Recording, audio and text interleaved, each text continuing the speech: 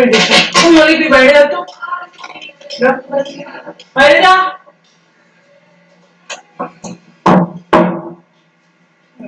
बड़ी चिल्ला अच्छी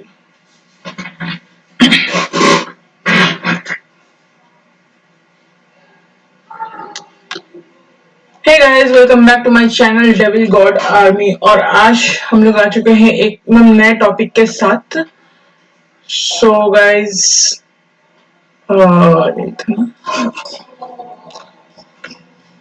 इसमें आज दिखाने वाला हूँ कि हम लोग ये कैसे करेंगे तो कहाँ गया हम लोग आज पढ़ने वाले हैं डिजाइन थिंकिंग टॉपिक पे ये नया टॉपिक है एकदम गाइस हम लोग इस पे आज स्टडी करेंगे कि ये क्या है क्या नहीं है ध्यान से सुन लेना गाइस क्योंकि जरूरत पड़ेगा अभी मैं थोड़ा सा एक सेकंड रुक जाना गाइस क्या विजिबल है नया टॉपिक है hello not welcome to the stream visibility नहीं है ना ओके विंडो कैप्चर पे है इसलिए नहीं है कहाँ गया कैप्चर हो गया आई थिंक अब दिख जाना चाहिए जो मैं दिखाना चाहता हूँ तुम लोग को if I am not wrong एक बार रिफ्रेश कर लो गाइस क्या प्रॉब्लम फिक्स हो जाएगा ये आ चुका है आज के टॉपिक है डिजाइन थिंकिंग ठीक है एकदम नया टॉपिक है फ्रेश टॉपिक है इसके ऊपर ज्यादा पढ़ाई भी नहीं हुआ है कहीं पे भी एंड हम लोग को तो एकदम ही नहीं हुआ है आज हम लोग इसी टॉपिक पे स्टार्ट करेंगे लेट्स गो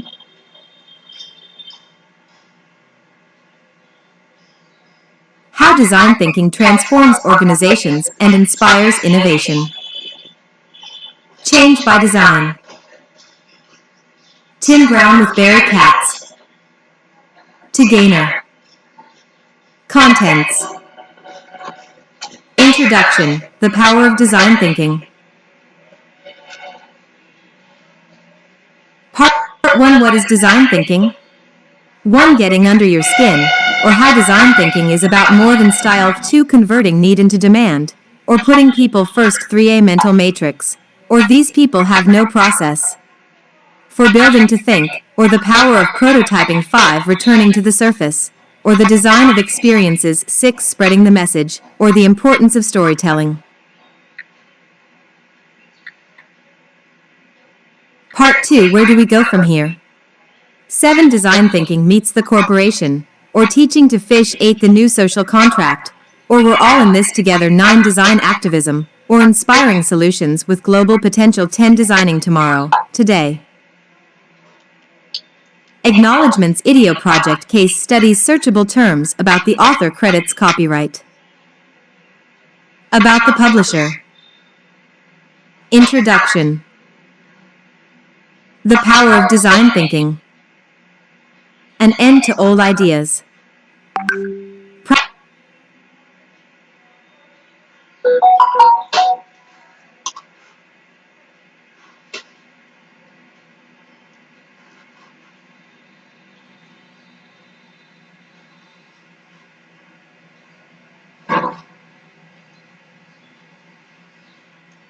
एक मिनट गाइस लोड होने दो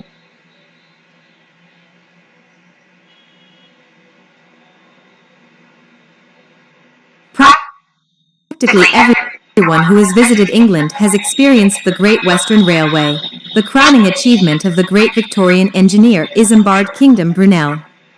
I grew up within earshot of the GWR, and as a child in rural Oxfordshire I often bicycled alongside the line and waited for the great express trains to roar past at more than 100 miles an hour. The train ride is more comfortable today, the carriages now sport springs and cushioned seats, and the scenery has certainly changed, but a century and a half after it was built the GWR still stands as an icon of the Industrial Revolution, and as an example of the power of design to shape the world around us. Although he was the engineer's engineer, Brunel was not solely interested in the technology behind his creations. While considering the design of the system, he insisted upon the flattest possible gradient because he wanted passengers to have the sense of floating across the countryside. He constructed bridges, viaducts, cuttings, and tunnels, all in the cause of creating not just efficient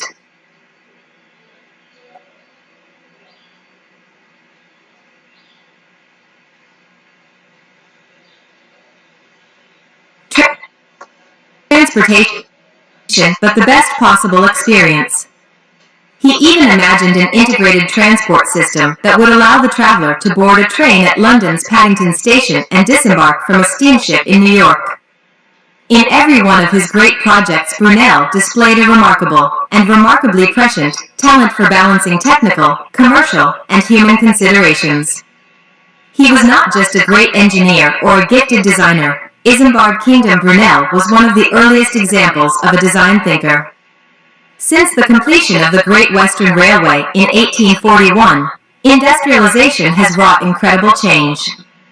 Technology has helped lift millions out of poverty and has improved the standard of living of a considerable portion of humanity. As we enter the 21st century, however, we are increasingly aware of the underside of the revolution that has transformed the way we live, work, and play. The sooty clouds of smoke that once darkened the skies over Manchester and Birmingham have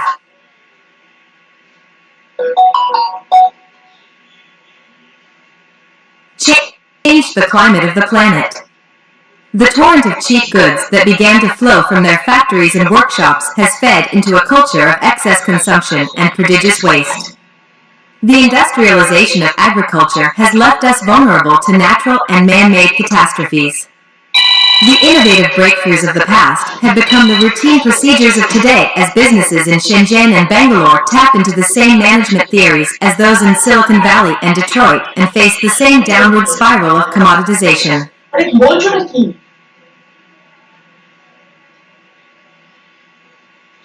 Technology still has not run its course. The communications revolution sparked by the Internet has brought people closer together and given them the opportunity to share perspectives and create new ideas as never before. The sciences of biology, chemistry, and physics have merged in the forms of biotechnology and nanotechnology to create the promise of life-saving medicines and wondrous new materials. But these spectacular achievements are unlikely to help us reverse our ominous course. Just the opposite. We need new choices.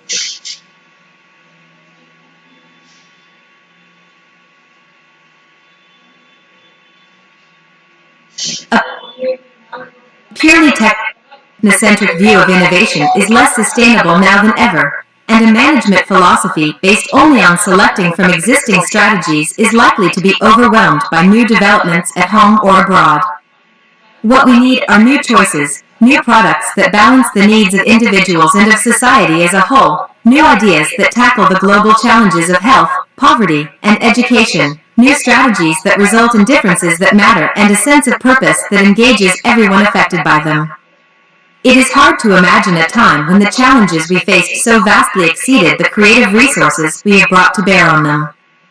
Aspiring innovators may have attended a brainstorming session or learned a few gimmicks and tricks, but rarely do these temporary placeholders make it to the outside world in the form of new products, services, or strategies. What we need is an approach to innovation that is powerful, effective, and broadly accessible. That can be integrated into all aspects of business and society, and that individuals and teams can use.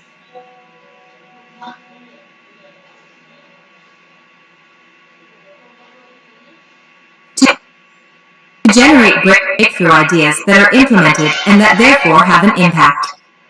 Design thinking, the subject of this book, offers just such an approach. Design thinking begins with skills designers have learned over many decades in their quest to match human needs with available technical resources within the practical constraints of business. By integrating what is desirable from a human point of view with what is technologically feasible and economically viable, designers have been able to create the products we enjoy today. Design thinking takes the next step, which is to put these tools into the hands of people who may have never thought of themselves as designers and apply them to a vastly greater range of problems. Design thinking taps into capacities we all have, but that are overlooked by more conventional problem-solving practices. It is not only human-centered, it is deeply human in and of itself. Design thinking relies on our ability to be intuitive, to recognize patterns, to construct ideas that have emotional meaning as well as functionality, to express ourselves in media other than words or symbols. Nobody wants to run a business based on feeling, intuition, and inspiration, but an over-reliance on the rational and the analytical can be just as dangerous. The integrated approach at the core of the design process suggests a third way. Swimming upstream.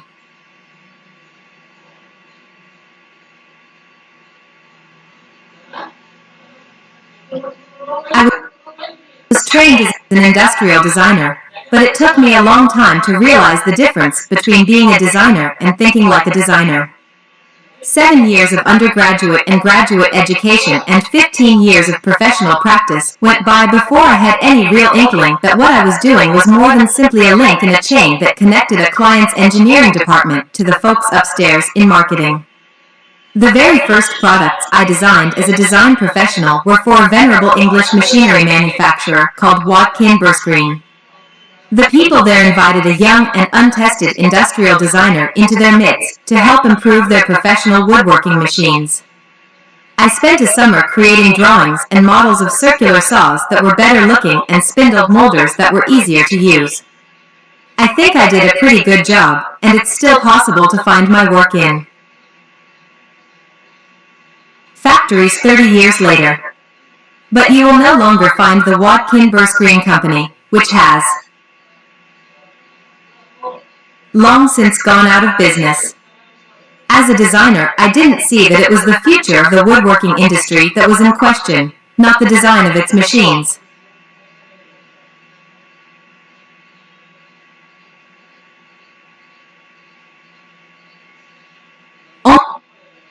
Only gradually did I come to see the power of design, not as a link in a chain, but as the hub of a wheel. When I left the protected world of art school, where everyone looked the same, acted the same, and spoke the same language, and entered the world of business, I had to spend far more time trying to explain to my clients what design was than actually doing it. I realized that I was approaching the world from a set of operating principles that was different from theirs. The resulting confusion was getting in the way of my creativity and productivity.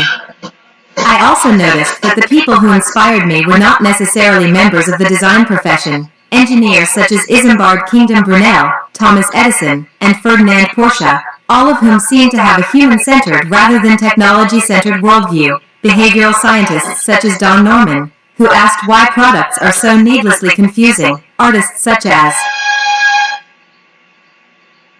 Andy Goldsworthy and Antony Gormley, who seemed to engage their viewers in an experience that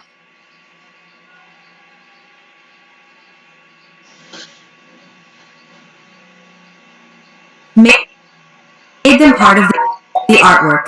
Business leaders such as Steve Jobs and Akio Morita, who were creating unique and meaningful products. I realized that behind the soaring rhetoric of genius and visionary was a basic commitment to the principles of design thinking. A few years ago, during one of the periodic booms and busts that are part of business as usual in Silicon Valley, my colleagues and I were struggling to figure how to keep my company, IDEO, meaningful and useful in the world. There was plenty of interest in our design services, but we also noticed that we were increasingly being asked to tackle problems that seemed very far away from the commonly held view of design. A healthcare foundation was asking us to help restructure its organization. A century-old manufacturing company was asking us to help it better understand its clients. An elite university was asking us to think about alternative learning environments. We were being pulled out of our comfort zone, but this was exciting because it opened up new possibilities for us to have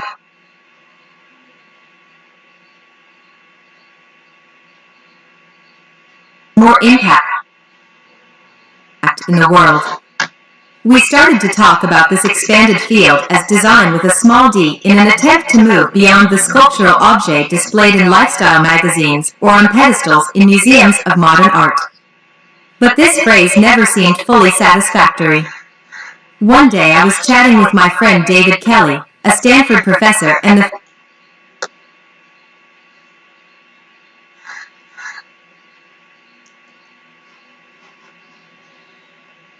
sir guys, एक second थोड़ा सा होगा.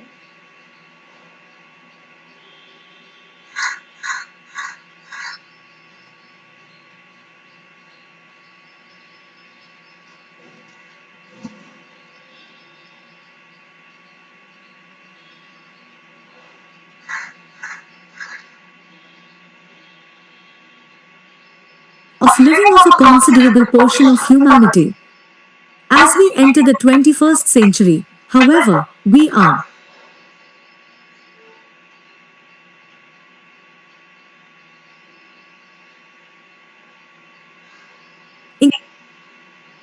increasingly aware of the underside of the revolution that has transformed the way we live, work, and play. The sooty clouds of smoke that once darkened the skies over Manchester and Birmingham have changed the climate of the planet. The torrent of cheap goods that began to flow from their factories and workshops has fed into a culture of excess consumption and prodigious waste. The industrialization of agriculture has left us vulnerable to natural and man-made catastrophes. The innovative breakthroughs of the past have become the routine procedures of today as businesses in Shenzhen and Bangalore tap into the same management theories as those in Silicon Valley and Detroit and face the same downward spiral of commoditization.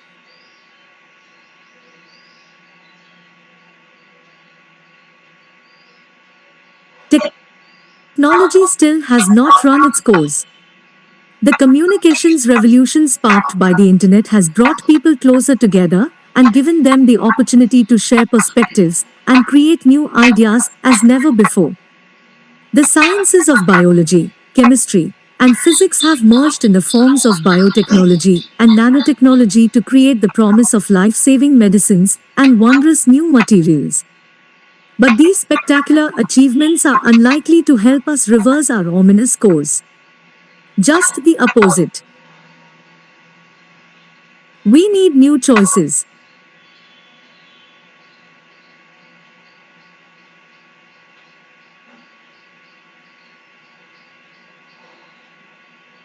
A purely technocentric view of innovation is less sustainable now than ever, and a management philosophy based only on selecting from existing strategies is likely to be overwhelmed by new developments at home or abroad. What we need are new choices, new products that balance the needs of individuals and of society as a whole, new ideas that tackle the global challenges we faced so vastly exceeded the creative resources we have brought to bear on them. Aspiring innovators may have attended a brainstorming session or learned a few gimmicks and tricks, but rarely do these temporary placeholders make it to the outside world in the form of new products, services, or strategies. What we need is an approach to innovation that is powerful, effective, and broadly accessible. That can be integrated into all aspects of business and society, and that individuals and teams can use.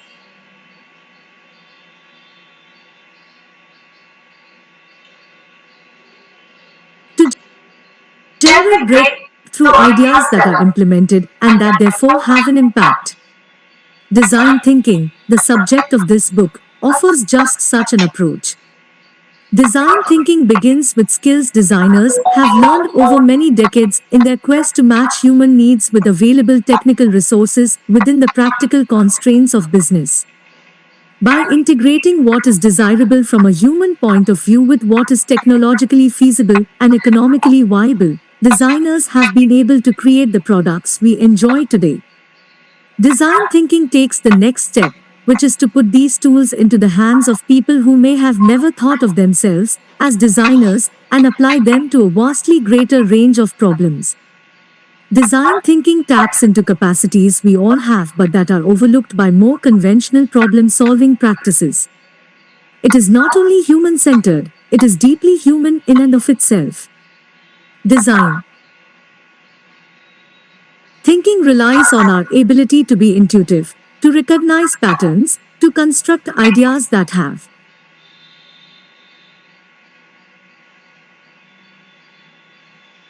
emotional meaning as well as functionality, to express ourselves in media other than words or symbols. Nobody wants to run a business based on feeling, intuition, and inspiration, but an over reliance on the rational and the analytical can be just as dangerous. The integrated approach at the core of the design process suggests a third way: swimming upstream.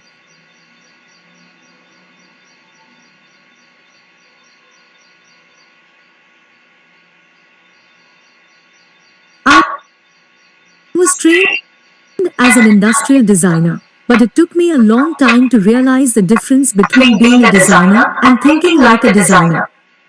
7 years of undergraduate and graduate education and 15 years of professional practice went by before I had any real inkling that what I was doing was more than simply a link in a chain that connected a client's engineering department to the folks upstairs in marketing. The very first products I designed as a design professional were for a venerable English machinery manufacturer called Watkin Green. The people there invited a young and untested industrial designer into their midst to help improve their professional woodworking machines. I spent a summer creating drawings and models of circular saws that were better looking and spindle molders that were easier to use. I think I did a pretty good job, and it's still possible to find my work in factories 30 years later. But you will no longer find the Watkin Green Company, which has long since gone out of business. As a designer, I didn't see that it was the future of the woodworking industry that was in question, not the design of its machines.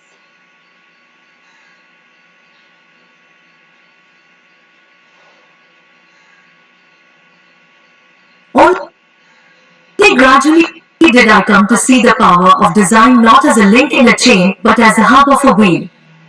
When I left the protected world of art school, where everyone looked the same, acted the same, and spoke the same language, and entered the world of business, I had to spend far more time trying to explain to my clients what design was than actually doing it. I realized that I was approaching the world from a set of operating principles that was different from theirs. The resulting confusion was getting in the way of my creativity and productivity.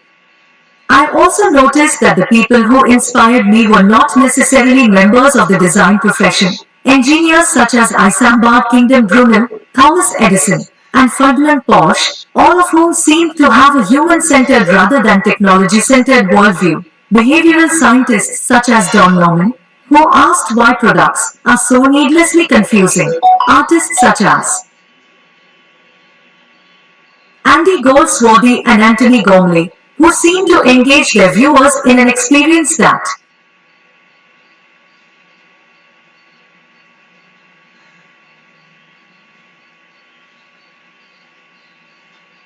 made them part of the artwork. Business leaders such as Steve Jobs and Akio Morita, who were creating unique and meaningful products. I realized that behind the soaring rhetoric of genius and visionary was a basic commitment to the principles of design thinking. A few years ago, during one of the periodic booms and busts that are part of business as usual in Silicon Valley, my colleagues and I were struggling to figure how to keep my company ideal, meaningful, and useful in the world. There was plenty of interest in our design services, but we also noticed that we were increasingly being asked to tackle problems that seemed very far away from the commonly held view of design. A healthcare foundation was asking us to help restructure its organization. A century-old manufacturing company was asking us to help it better understand its clients. An elite university was asking us to think about alternative learning environments. We were being pulled out of our comfort zone, But this was exciting because it opened up new possibilities for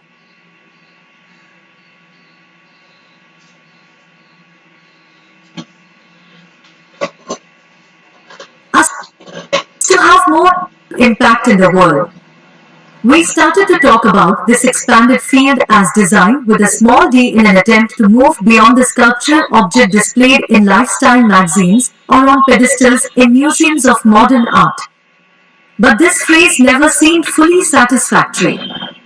One day I was chatting with my friend David Kelly, a Stanford professor and a founder of IDEO, and he remarked that every time someone came to ask him about design, he found himself inserting the word thinking to explain what it was that designers do. The term design thinking stuck. I now use it as a way of describing a set of principles that can be applied by diverse people to a wide range of problems. I have become a convert and an evangelist of design thinking. And I am not alone. Today, rather than enlist designers to make an already developed idea more attractive, the most progressive companies are challenging them to create ideas at the outset of the development process. The former role is tactical. It builds on what exists and usually moves it one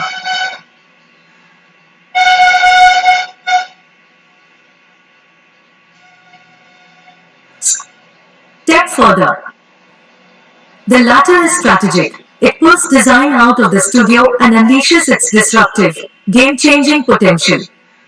It's no accident that designers can now be found in the boardrooms of some of the world's most progressive companies.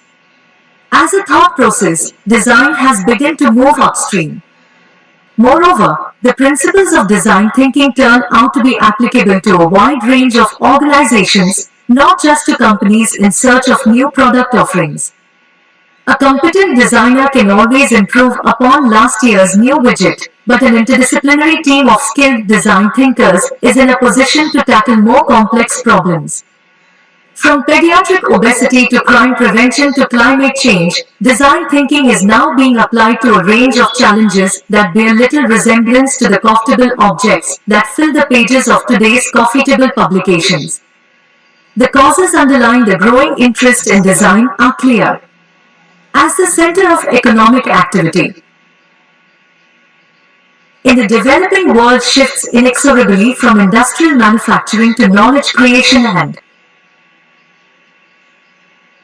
service delivery, innovation has become nothing less than a survival strategy. It is, moreover, no longer limited to the introduction of new physical products, but includes new sorts of processes, services, interactions, entertainment forms, and ways of communicating and collaborating. These are exactly the kinds of human-centered tasks that designers work on every day. The natural evolution from design doing to design thinking reflects the growing recognition on the part of today's business leaders that design has become too important to be left to designers.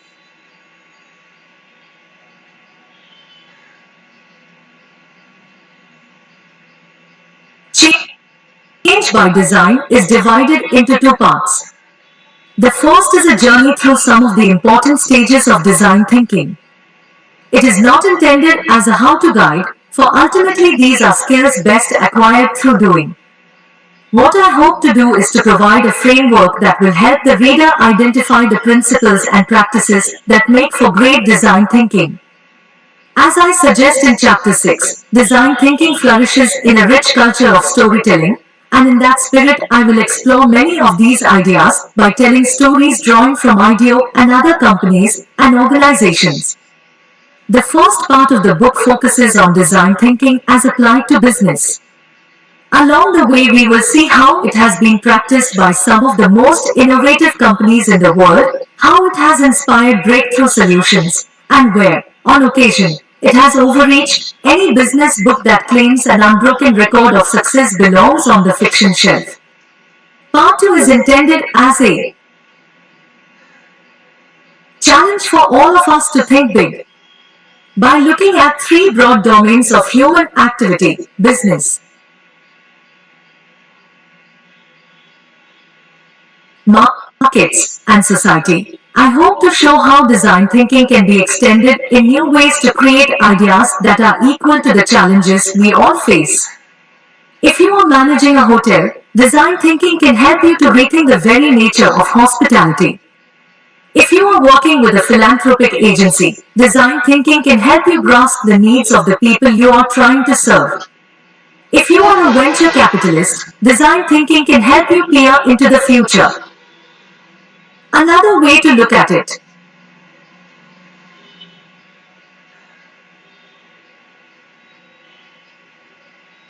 Ben Loney, my excellent editor at Harper Business, advised me that a proper book needs a proper table of contents. I have done my best to oblige. The truth is, however, that I see things a bit differently. Design thinking is all about exploring different possibilities, so I thought I would start by introducing the reader to another way of visualizing the contents of the book. There are times when linear thinking is called for, but at IDEA we often find it more helpful to visualize an idea using a technique with a long, rich history, the mind map. Linear thinking is about sequences, mind maps are about connections. This visual representation helps me see the relationships between the different topics I want to talk about. It gives me a more intuitive sense of the whole, and it helps me to think about how best to illustrate an idea. Linear thinkers like Ben are welcome to use the table of contents. More venturesome readers may wish to consult the inside cover and view the whole of Change by Design in one place. It may prompt you to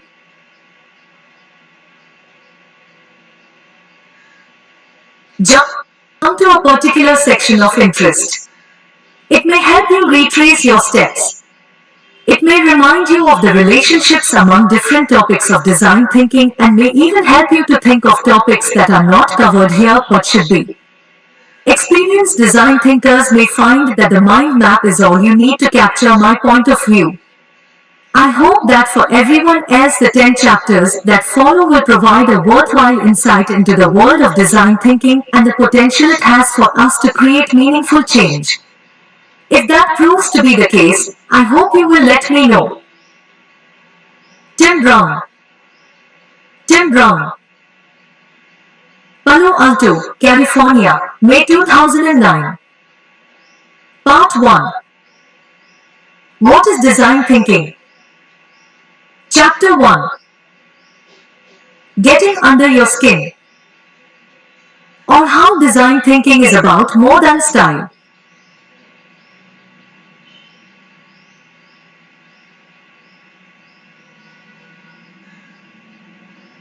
In 2004, Shimano, a leading Japanese manufacturer of bicycle components, was experiencing flattening growth in its traditional high-end road racing and mountain bike segments in the United States.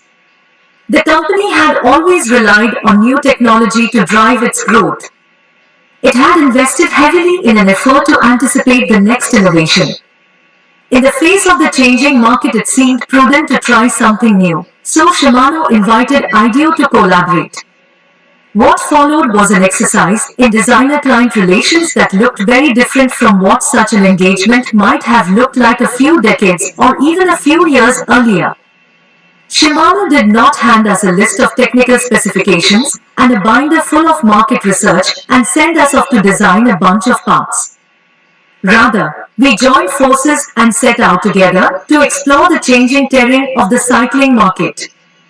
During the initial phase, we fielded an interdisciplinary team of designers, behavioral scientists, marketers, and engineers whose task was to identify appropriate constraints for the project. The team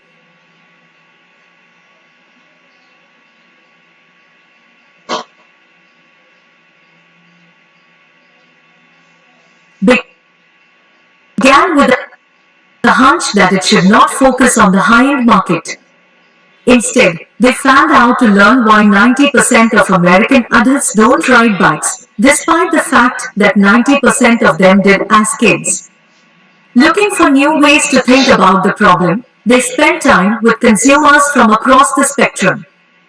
They discovered that nearly everyone they met had happy memories of being a kid on a bike, but many are deterred by cycling today, by the retail experience, including the intimidating, lycra-clad athletes who serve as sales staff in most independent bike stores, by the bewildering complexity and excessive cost of the bikes, accessories, and specialized clothing, by the danger of cycling on roads not designed for bicycles, and by the demands of maintaining a sophisticated machine that might be ridden only on weekends.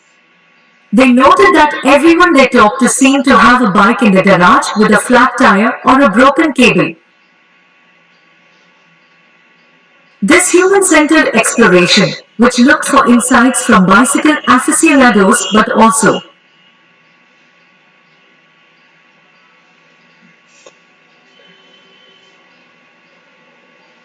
more important, from people outside Shimano's core customer base, led to the realization that a whole new category of bicycling might reconnect American consumers to their experiences as children. A huge, untapped market began to take shape before their eyes. The design team, inspired by the old Schwinn coaster bikes that everyone seemed to remember, came up with the concept of coasting. Coasting would entice lapsed bikers back into an activity that was simple, straightforward, healthy, and fun.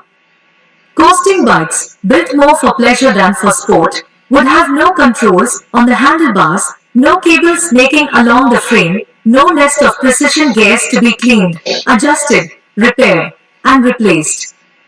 As we remember from our earliest bikes, the brakes would be applied by backpedaling. Coasting bikes would feature comfortable padded seats, upright handlebars, and puncture-resistant tires and require almost no maintenance. But this is not simply a retro bike. It incorporates sophisticated engineering with an automatic transmission that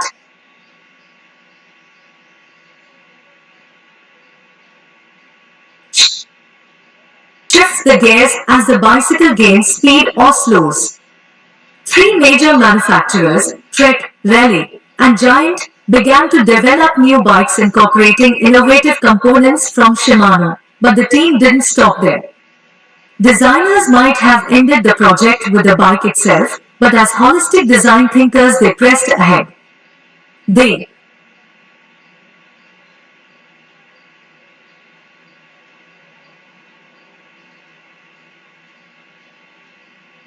created in-store retailing strategies for independent bike dealers, in part to mitigate the discomfort that novices felt in retail settings built to serve enthusiasts. The team developed a brand that identified coasting as a way to enjoy life, chill, explore, dawdle, lollygag. First one, there's a Rotten Egg. In collaboration with local governments and cycling organizations, it designed a public relations campaign including a website that identified safe places to ride. Many other people and organizations became involved in the project as it passed from inspiration through ideation and on into the implementation phase. Remarkably, the first problem the designers would have been expected to address, the look of the bikes, was deferred to a late stage in the development process when the team created a reference design to show what was possible and to inspire the bicycle manufacturers' own design teams. Within a year of the bike's successful launch, 7 more manufacturers had signed up to produce coasting bikes. An exercise in design had become an exercise in design thinking. 3 spaces of innovation.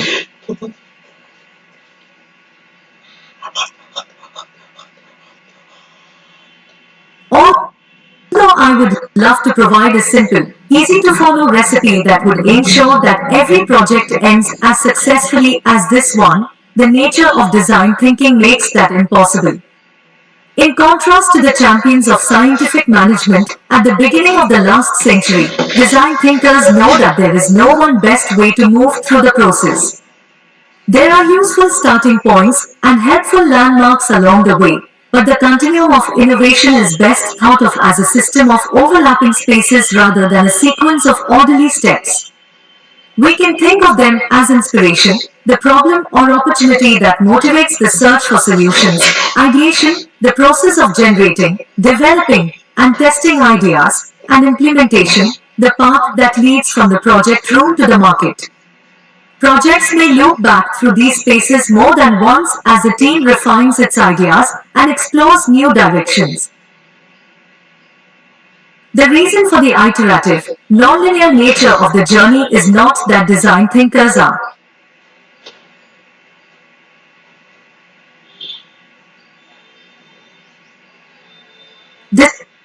disorganized or undisciplined, but that design thinking is fundamentally an exploratory process. Done right, it will invariably make unexpected discoveries along the way, and it would be foolish not to find out where they led. Often these discoveries can be integrated into the ongoing process without disruption. At other times, the discovery will motivate the team to revisit some of its more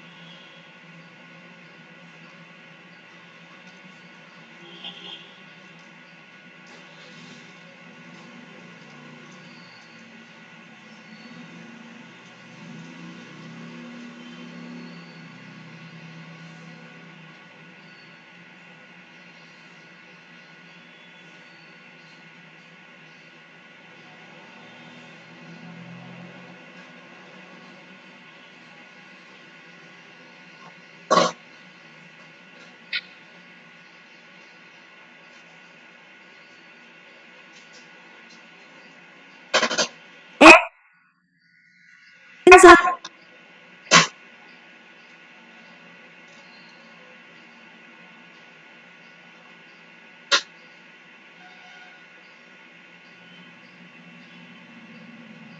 the risk of such an iterative approach is that it appears to extend the time it takes to get an idea to market, but this is often a short-sighted perception. To the contrary, a team that understands what is happening will not feel bound to take the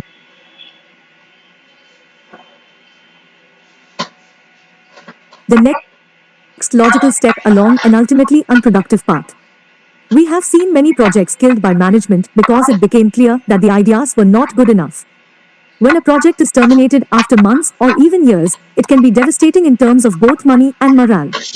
A nimble team of design thinkers will have been prototyping from day one and self-correcting along the way. As we say at IDEO, fail early to succeed sooner.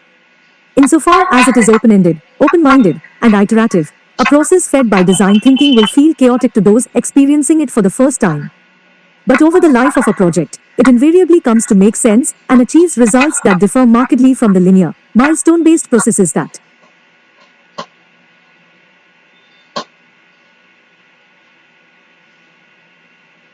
define traditional business practices. In any case, predictability leads to boredom, and boredom leads to the loss of talented people.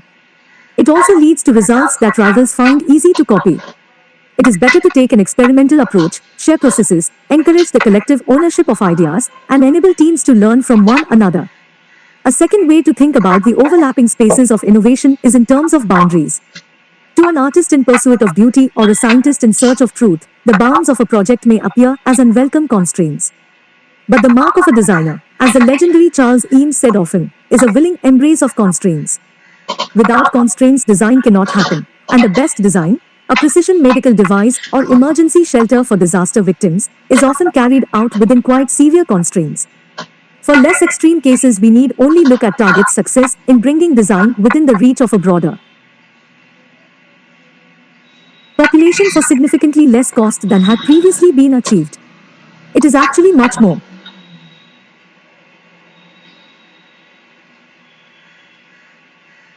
difficult Typical for an accomplished designer such as Michael Graves to create a collection of low-cost kitchen implements, or Isaac Mizrahi a line of ready-to-wear clothing than it is to design a tea kettle that will sell in a museum store for hundreds of dollars, or a dress that will sell in a boutique for thousands.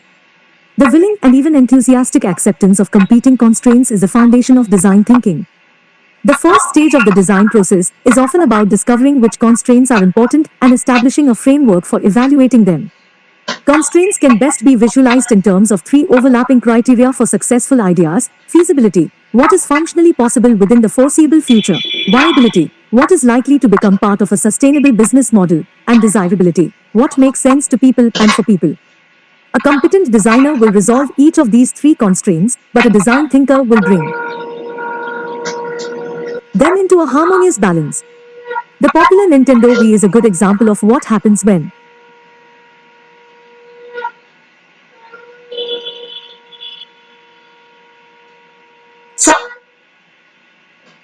someone gets it right.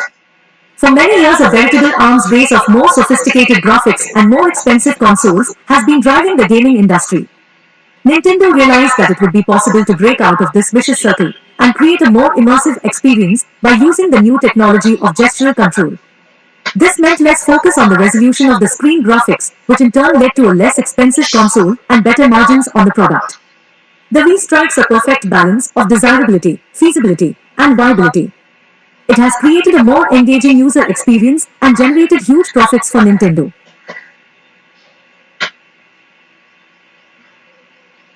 This pursuit of peaceful coexistence does not imply that all constraints are created equal. A given project may be driven disproportionately by technology, budget, or a volatile mix of human factors. Different types of organizations may push one or another of them to the fore. Nor is it a simple linear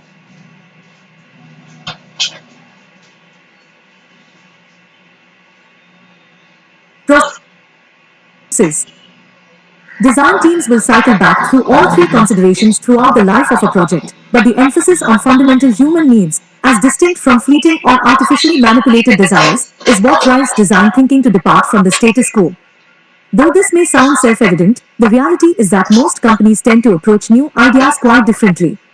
Quite reasonably, they are likely to start with the constraint of what will fit within the framework of the existing business model. Because business systems are designed for efficiency, new ideas will tend to be incremental, predictable, and all too easy for the competition to emulate. This explains the oppressive uniformity of so many products on the market today. Have you walked through the housewares section of any department store lately, shopped for a printer, or almost gotten into the wrong car in a parking lot? A second approach is the one commonly taken by engineering-driven companies looking for a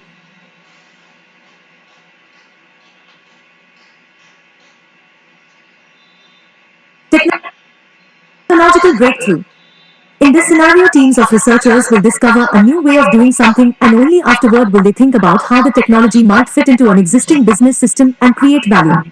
As Peter Drucker showed in his classic study Innovation and Entrepreneurship, reliance on technology is hugely risky.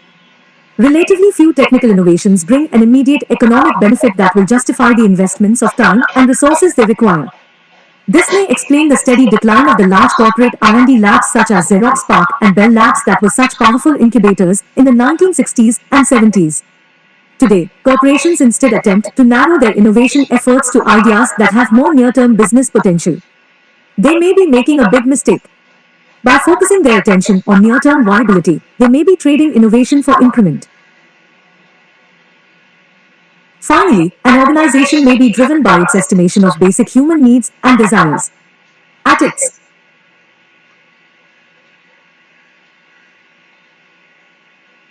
worst, this may mean dreaming up alluring but essentially meaningless products destined for the local landfill, persuading people, in the blunt words of the design gadfly Victor Papnik, to buy things they don't need with money they don't have to impress neighbors who don't care. Even when the goals are laudable, however, moving travelers safely through a security checkpoint or delivering clean water to rural communities in impoverished countries, the primary focus on one element of the triad of constraints, rather than the appropriate balance among all three, may undermine the sustainability of the overall program. The project.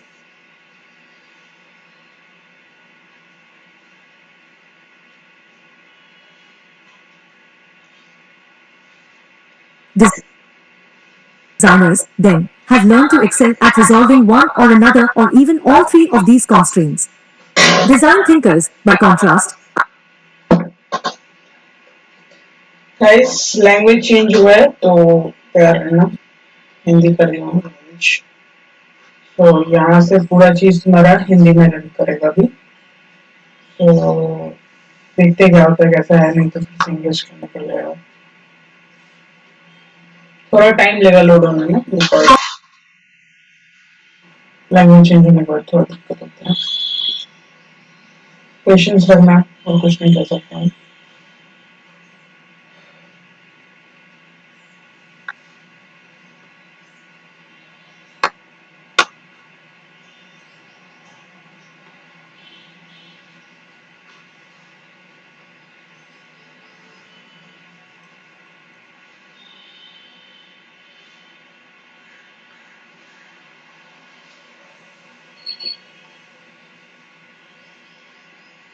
contrast are learning to navigate between and among them in creative ways.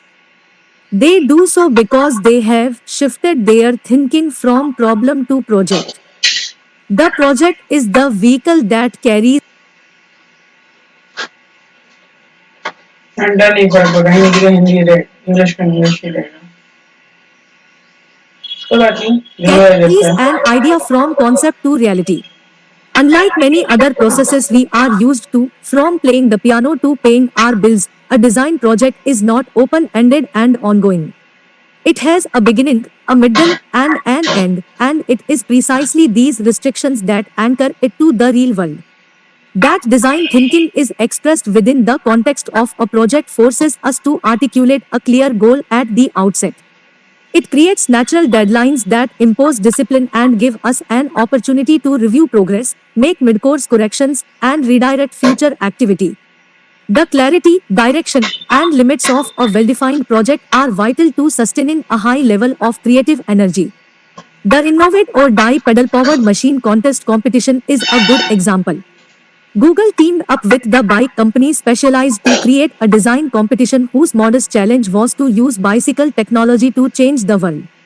The winning team, 5 committed designers and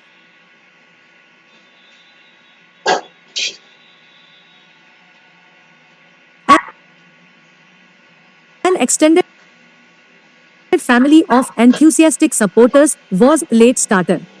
In a few frenzied weeks of brainstorming and prototyping, the team was able to identify a pressing issue. 1.1 billion people in developing countries do not have access to clean drinking water. Explore a variety of alternative solutions, mobile or stationary, trailer or luggage rack, and build a working prototype. The Aqueduct, a human-powered tricycle designed to filter drinking water while transporting it, is now traveling the world to help promote clean water innovation. It succeeded because of the inflexible constraints of technology, pedal power, budget. Hello, Gaming with Last. Welcome to the stream, bro. Welcome. किसी को कुछ और पूछना है तो Budget पूछ लो $0.00 and inflexible deadline. The experience of the Aqueduct team is the reverse of that found in most academic or corporate labs, where the objective may be to extend the life of a research project indefinitely and where the end of a project may mean nothing more than the funding has dried up. The brief.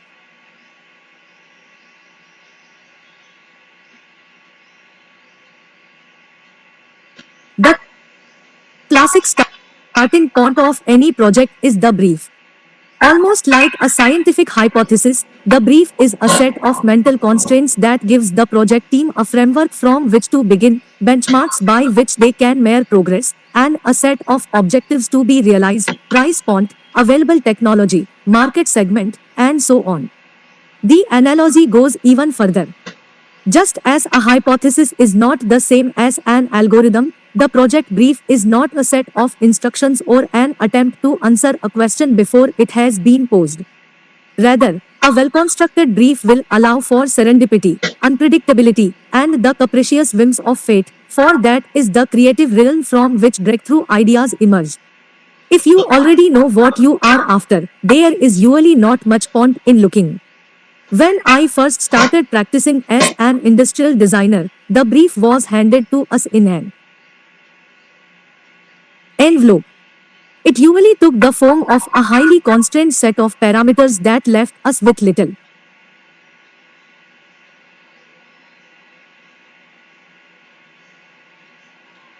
थोड़ा रुक रुक के चलेगा guys, थोड़ा More रुक रुक के. to do than wrap a more or less attractive shell around a product whose basic concept had already been decided elsewhere. One of my first assignments was to design a new personal fax machine for a Danish electronics manufacturer.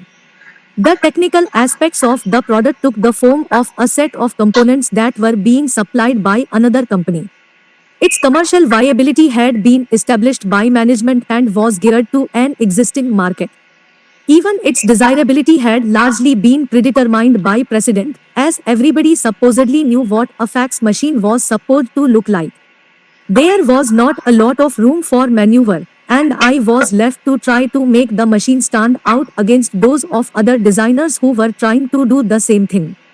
It is no wonder that as more companies mastered the game, the competition among them became ever more intense. Nor have things changed much over the years. As one frustrated client recently lamented, we are busting our as for a few tenths of a percent of market share. The erosion of margin and value is the inevitable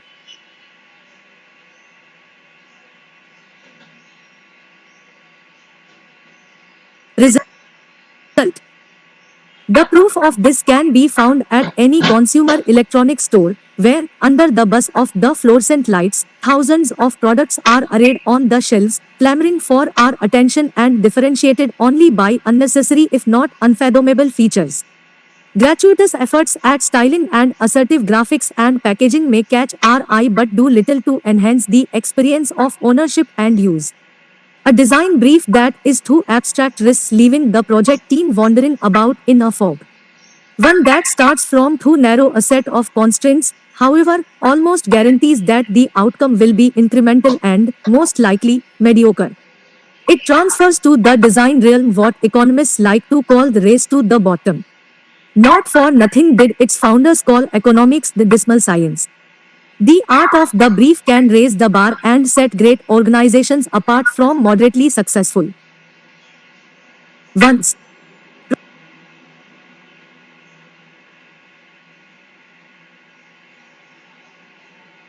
Procter and Gamble is a good example. In 2002, the company embarked on an initiative to use design as a source of innovation and growth. Driven by Chief Innovation Officer Claudia Kochka, each of P&G's divisions began to add designal innovation to the strong technical R&D efforts for which the company was justly famous. Carl Rohn, the head of R&D for P&G's home care division, was one of the first senior executives to see the potential of this approach. His stated goal was not to produce incremental additions to existing products and brands but to inspire innovation that would generate significant growth.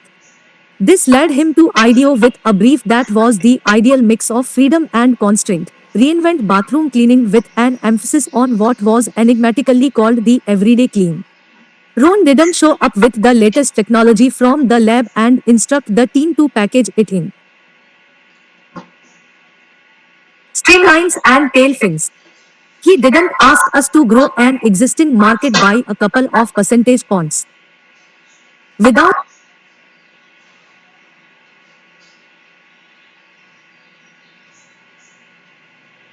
making the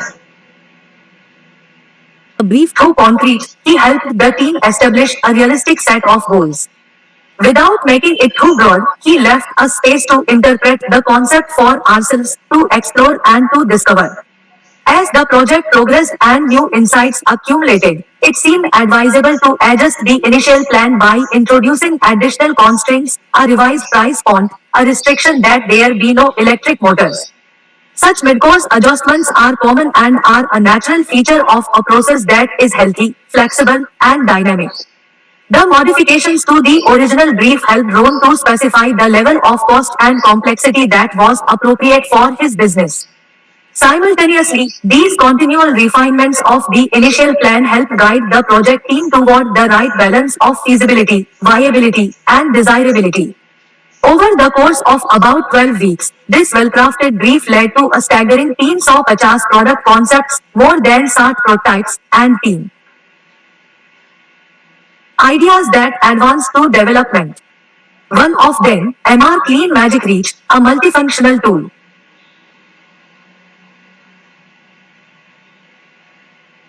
that met every one of the stated criteria, went into production 18 months later. The message here is that design thinking needs to be practiced on both sides of the table, by the design team, obviously, but by the client as well. I cannot count the number of clients who have marched in and said, "Give me the next iPod," but it's probably pretty close to the number of designers I have heard respond, under their breath, "Give me the next Steve Jobs." The difference between a design brief with just the right level of constraint and one that is overly vague or overly restrictive can be the difference between a team on fire with breakthrough ideas and one that delivers a tired reworking of existing ones. Smart teams.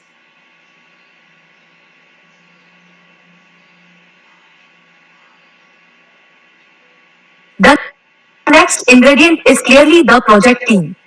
Though it is possible to operate as an individual, the garages of Silicon Valley are still full of lone inventors aspiring to become the next Bill Hewlett or Dave Packard. The complexity of most of today's projects is fast relegating this type of practice to the margins. Even in the more traditional design fields of industrial and graphic design, not to say architecture, teams have been the norm for years. An automobile company has dozens of designers working on each new model. A new building may involve hundreds of architects.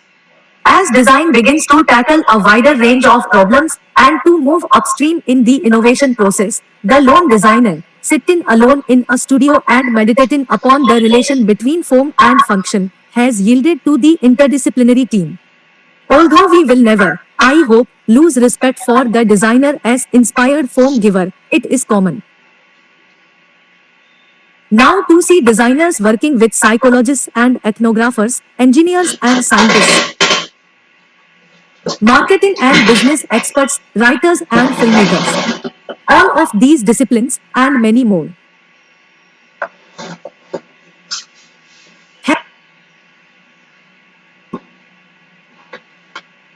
have long contributed to the development of new products and services, but today we are bringing them together within the same team, in the same space, and using the same processes.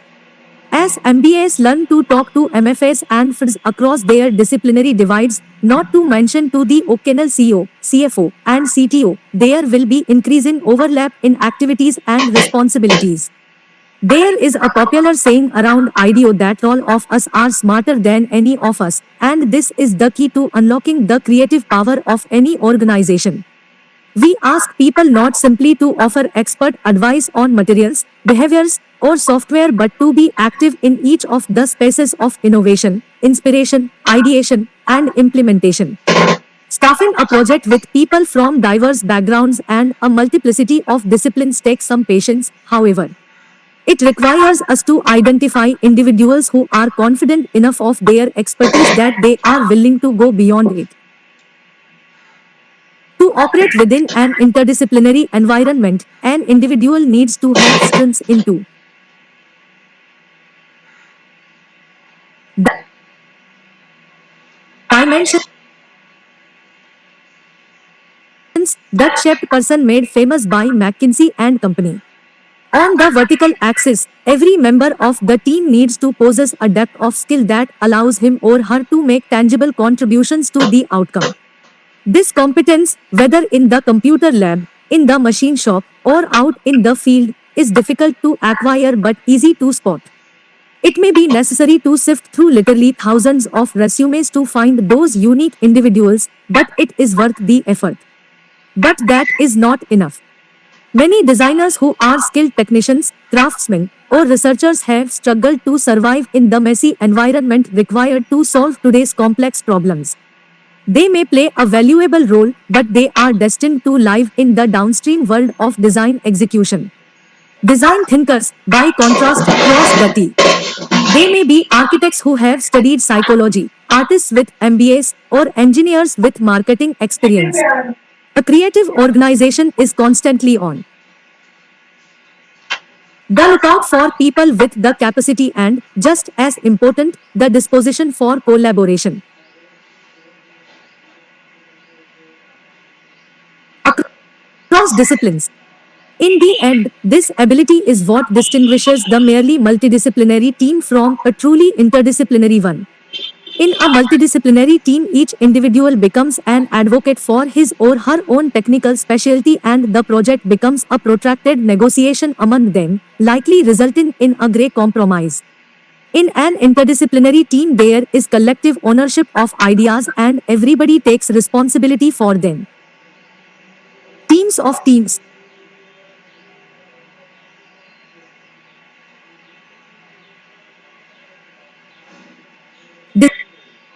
Design thinking is the opposite of group thinking, but paradoxically, it takes place in groups.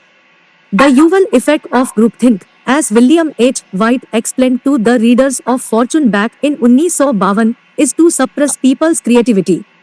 Design thinking, by contrast, seeks to liberate it.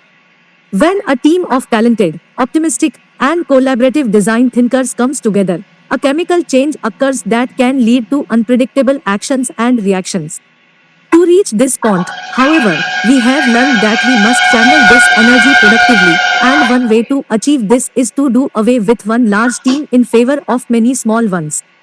Though it is not uncommon to see large creative teams at work, it is nearly always in the implementation phase of the project. The inspiration phase, by contrast, requires a small, focused group whose job is to establish the overall framework. When Chief Designer Tom Matano presented the Meta concept to Majda's leadership in August 1984, he was accompanied by two other designers, a product planner, and a couple of engineers. By the time the project neared completion, his team had grown to 30 or 40. The same can be said of any major architectural project, software project, or entertainment project. Look at the credits on your next movie rental and check out the pre-production phase.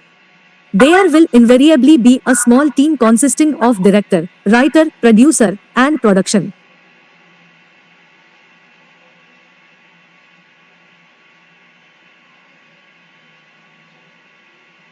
designer who have developed the basic concept. Only later do the armies arrive. As long as the objective is simple and limited, this approach works. Faced with more complex problems, we may be tempted to increase the size of the core team early on, but more often than not, this leads to a dramatic reduction in speed and efficiency as communications within the team begin to take up more time than the creative process itself. Are there alternatives? Is it possible to preserve the effectiveness of small teams while tackling more complex, system level problems? It is increasingly clear that new technology, properly designed and wisely deployed, can help leverage the power of small teams. The promise of electronic collaboration should not be to create dispersed but ever bigger teams. This tendency merely compounds the political and bureaucratic problems we are trying to solve. Rather, our goal should be to create interdependent networks of small teams as has been done by the Online Innovation Exchange Innocentive. Any company that has an R&D problem can post a challenge.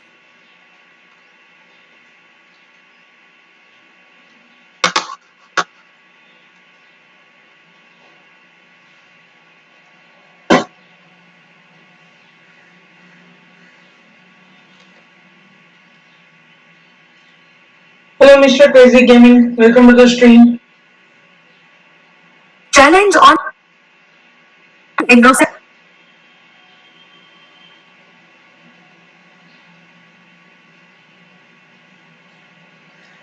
थोड़ा सा रुक के चलता है यार, कुछ नहीं कर सकते हम. एकदम नया टॉपिक है, देख लो. अगर शुरू से देखना है तो स्क्रीन को पीछे कर लो, वहां से तुम शुरू से देख सकते हो क्या है क्या नहीं है, क्योंकि बीच में से कुछ भी नहीं समझ में आएगा.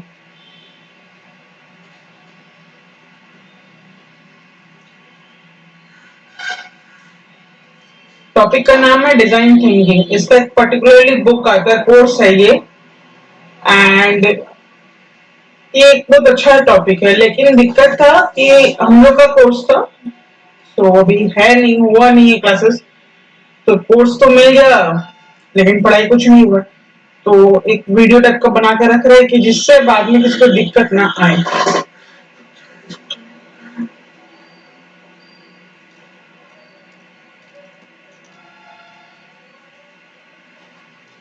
अभी तो ये भी बचा हुआ है, कल्चर ऑफ इनोवेशन बचा हुआ है, and how to use the real space helping help the process बचा हुआ है, एंड क्या बचा हुआ है, बस ये दो टॉपिक्स अभी करेंटली बचे हुए हैं।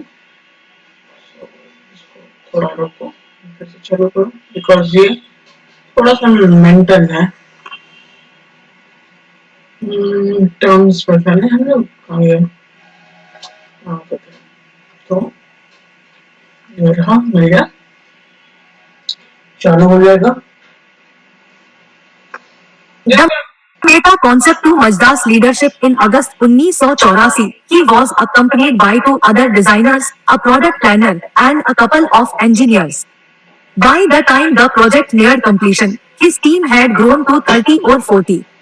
The same can be said of any major architectural project, software project, or entertainment project. Look at the credits on your next movie rental and check out the pre-production phase. There will invariably be a small team consisting of director, writer, producer, and production.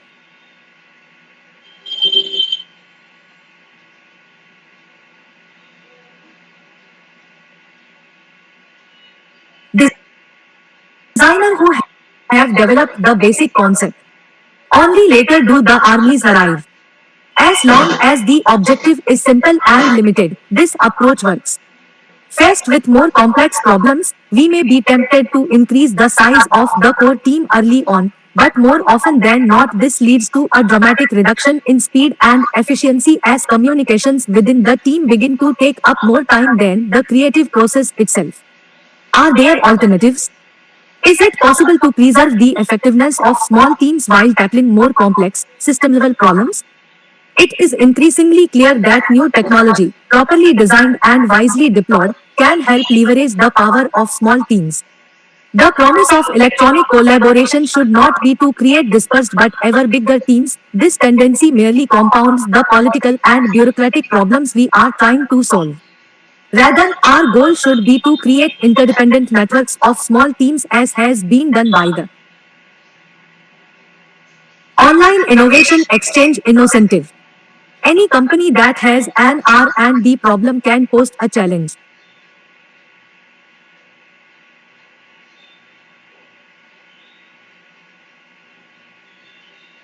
On Innocentive, and it will be exposed to tens of thousands of scientists, engineers, and designers who can choose to submit solutions. The Internet, in other words, characterized by dispersed, decentralized, mutually reinforcing networks, is not so much the means as the model of the new forms of organization taking shape. Because it is open sourced and open ended, it allows the energy of many small teams to be brought to bear on the same problem.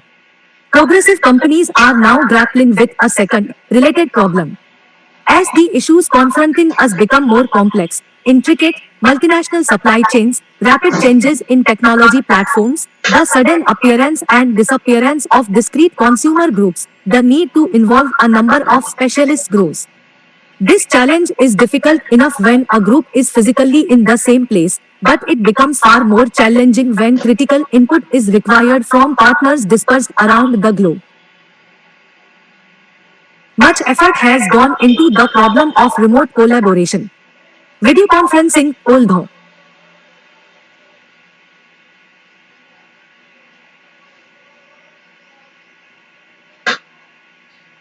invented in the 1900s, became widespread once digital telephony networks became technically feasible in the 1980s.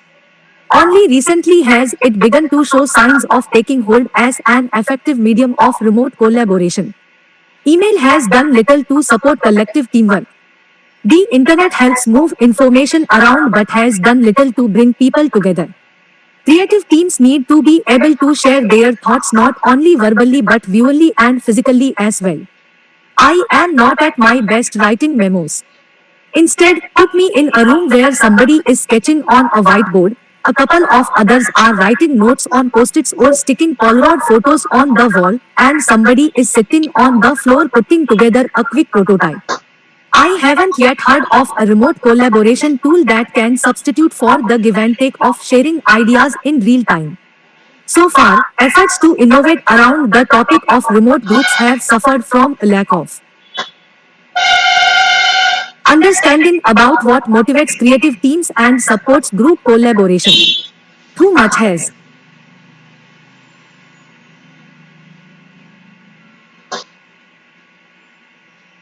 been focused on mechanical tasks such as storing and sharing data or running a structured meeting and not enough on the far messier tasks of generating ideas and building a consensus around them.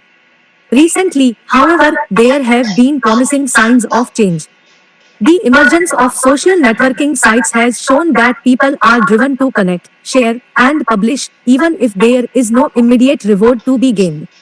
No economic model could have predicted the success of MySpace and Facebook. Technological initiatives such as the new telepresence systems being developed by Hewlett Packard and Cisco Systems will represent a quantum leap over the video conferencing systems currently in use. Numerous smaller scale tools are already available. Always on video links, also called wormholes, encourage spontaneous interactions among team members at different sites and increase a group's access to people with expertise located in another city, state, or continent. This capability is important because good ideas rarely come on schedule and may wither and die in the interlude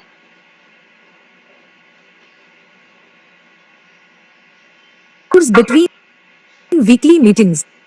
Instant messaging, blogs, and wikis all allow teams to publish and share insights and ideas in new ways, with the advantage that an expensive AT support team is not necessary as long as someone on the team has a family member in junior high school.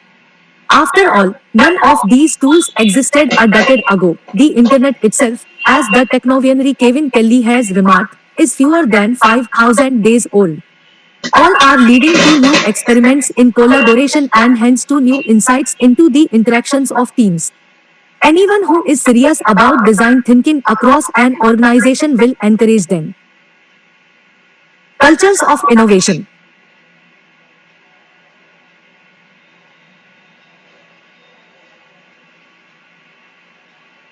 Google has slides, pink flamingos, and full-size inflatable dinosaurs. Pixar has beach huts. IDEO will erupt into a pitch finger blaster war on the slightest provocation. It's hard not to trip over the evidence of the creative cultures for which each of these companies is famous, but these emblems of innovation are just that, emblems.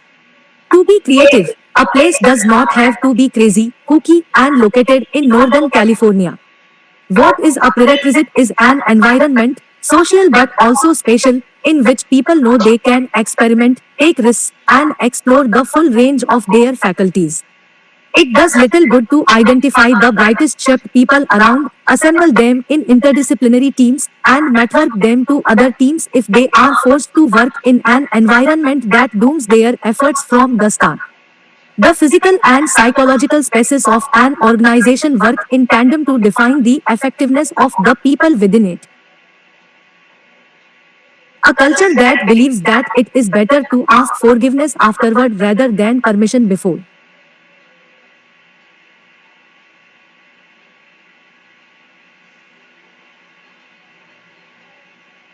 That rewards people for success but gives them permission to fail, has removed one of the main obstacles to the formation of new ideas. If Gary Hamel is correct in arguing that the 21st century will favor adaptability and continuous innovation, it just makes sense that organizations whose product is creativity should foster environments that reflect and reinforce it. Relaxing the rules is not about letting people be silly so much as letting them be whole people, a step many companies seem reluctant to take. Indeed, the fragmentation of individual employees is often just a reflection of the fragmentation of the organization itself.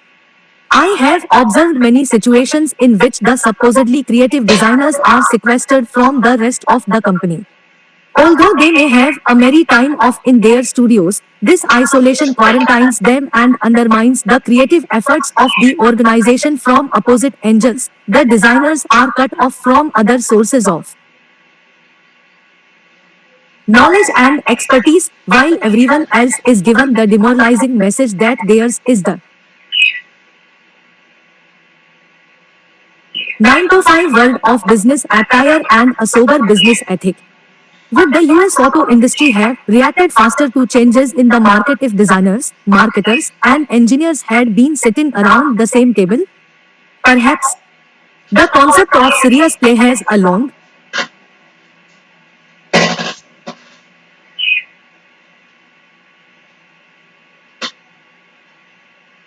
rich history with